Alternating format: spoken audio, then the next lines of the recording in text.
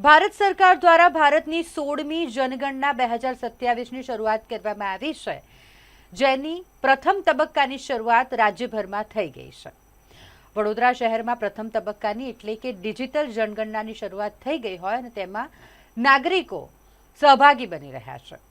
વડોદરા મહાનગરપાલિકાના municipal commissioner Arun Mahesh Babu, જેઓએ પોતાની જ કચેરીમાં ડિજિટલ જનગણનામાં પોતાના પરિવારના સભ્યોની માહિતી જમા કરી છે, એટલે કે માહિતી ત્યાં અપલોડ કરી છે અને આ રીતે તેઓએ આ ડિજિટલ જનગણનામાં ભાગ લીધો છે।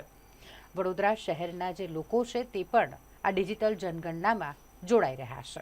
જો આજ સુધી સ્વગણતરી જેવું કોઈ ઓપ્શન આવેલું હતું નહીં। સૌ પ્રથમ વખત ભારતની જે જનગણના શરૂ થઈ છે એમાં આ સ્વગણતરીનું ઓપ્શન આજથી શરૂ થયું છે, જેમાં કોઈપણ વ્યક્તિ જે છે એ પોતાના મોબાઈલથી, જો લેપટોપ છે તો લેપટોપથી, ડેસ્કટોપ છે તો ડેસ્કટોપથી, કોઈપણ માધ્યમથી એ પોતાની રીતે ગણેલી 7 કે 8 મિનિટની અંદર એ સ્વગણતરી કરી શકે છે।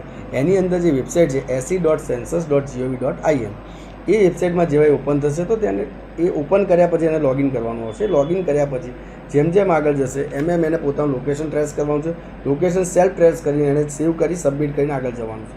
ત્યારબાદ એના વિવિધ પ્રશ્નો પૂછાશે, જેમ કે એનું મકાન કેવા પ્રકારનું છે, કાચું છે, પાકું છે, એની છત કેવા પ્રકારની છે, કચ્ચા શેડ છે, પક્કા શેડ છે, દિવાલ કયા પ્રકારની છે, મકાનની કન્ડિશન કેવી છે, વપરાશમાં અનાજ કયું સૌથી વધારે લે છે, એના પછી આપણે જોવા જઈએ તો રેડિયો છે, મોબાઈલ છે, ઇન્ટરનેટ કનેક્શન છે, આવા વિવિધ પ્રકારના અમુક જે પ્રશ્નો છે જે ઓપ્શનલ છે, મીન્સ રેડિયો બટનવાળા છે, ઓપ્શનલ છે, એના ફટાફટ સિલેક્ટ કરીને ખાલી સેવ કરશે। બીજું કે સેવ કરતાં પહેલાં પણ એને કદાચ એવું થાય છે કે મારે એક વખત ચેક કરી લેવું છે, ડેમો તરીકે ચેક કરું છું કે ભાઈ મેં સાચા ઓપ્શન સિલેક્ટ કર્યા છે કે એમાં કંઈક ભળતા મારથી થઈ ગયા છે, ભૂલથી થઈ ગયું છે, તો એનો સુધારો કરવા માટે ડ્રાફ્ટ તરીકે પણ એ સેવ કરી શકે છે, એડિટ પણ કરી શકે છે।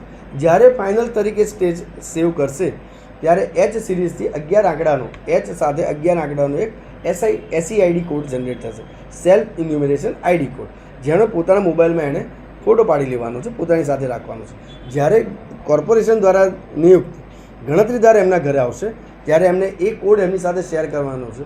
આમાં કોઈપણ જગ્યાએ એમને OTP શેર કરવાનો આવતો નથી। એટલે આપના માધ્યમથી દરેક નાગરિકોને કહેવા માગું છું, આ ડેટા સૌથી સુરક્ષિત રહેશે, કારણ કે કોઈપણ પ્રકાર સાયબર ફ્રોડનો અવકાશ એટલા માટે નથી રહેતો કે આપ જ સ્વયં સિક્યોર ડેટાબેઝ સાથે આપનો ડેટા સંલગ્ન કરી રહ્યા છો, જેમાં આપણે કોઈની સાથે ડેટા OTP તરીકેના માધ્યમથી સ્ટોર કરવા નથી। જ્યારે ગણતરીદાર આપને ત્યાં આવશે ત્યારે આપને આ નંબર આપવાનો છે, જે કોડ છે H સાથેનો 11 આંકડાનો, એ કોડ આપશો એટલે પોતાના મોબાઈલ એપમાં એ લોકો નાખશે અને એને એપ્રુવલ આપશે। એટલે જે સંભવિત વસ્તી ગણતરીમાંથી જે વાર લાગી શકે એવી હતી કે આપના ઘરે આવે, આપના ઘર સુધી આપણે રાહ જોવી પડે, એ તમામ વસ્તુ આપ કોઈપણ જગ્યાએ બેઠા છો ત્યાં 7 થી 8 મિનિટમાં આપ કરી શકશો। જે ચોક્કસ ભારત સરકાર દ્વારા જે આજે જનગણના અભિયાન શરૂ કરાયું, મેં ઓનલાઈન ફોર્મ જે છે એ ભર્યું છે। પહેલાં લાગતું હતું કે ખૂબ અઘરું હોઈ શકે છે, પરંતુ જેમ તબક્કાવાર પ્રશ્ન પૂછાતા ગયા, પ્રશ્નના જવાબ આપતો ગયો, ખૂબ જ સરળ પ્રક્રિયા છે, ખૂબ જ સહેલી છે અને ખૂબ જ કહેવાય કે યુઝર્સ ફ્રેન્ડલી પ્રક્રિયા છે। એટલે કોઈપણ પ્રકારની અગવડ નથી પડી રહી, બિલકુલ સહેલાઈથી તમામ જે પ્રશ્ન પૂછાયા પ્રશ્નના તમે જવાબ આપી દો, એટલે જનગણના અભિયાનની અંદર તમારું નામ રજીસ્ટર થઈ જાય। ખૂબ જ સરળ આ ઓનલાઈન પ્રક્રિયા છે। તમને એ પણ આવે છે એમાં જે ભરાયું છે એ વિશે પણ જાણકારી મળે છે?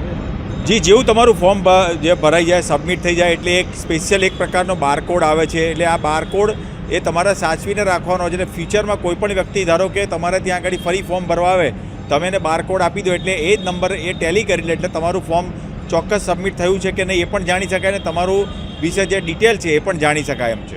આપનું નામ? રૂપેશ ચોકસી।